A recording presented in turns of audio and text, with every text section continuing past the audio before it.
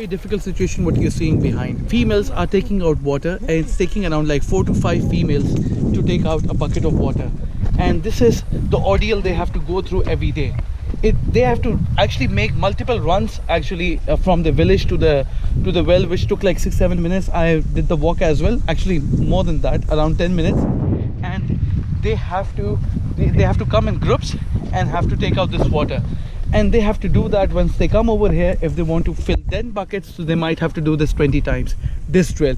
This is the problem that they are facing. It's just not about the safe drinking water that we are going to provide through a solar well that we request our donors to donate for, but it is to make it easy and safer and convenient for them. In this area, it has happened before in the past that females had lost strength on the rope and they fell down and either got injured or they passed away as well. So when we talk about safe drinking water, we also want to save their lives by giving them a more convenient and safer way of taking out water.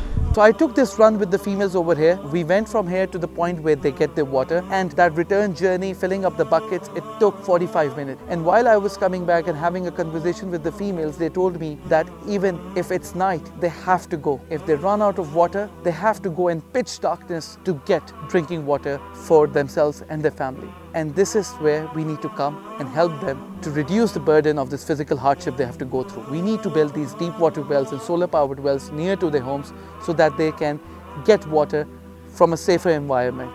And they do not have to go for kilometers, they don't have to walk in pitch darkness just for a bucket of water, just for a glass of water.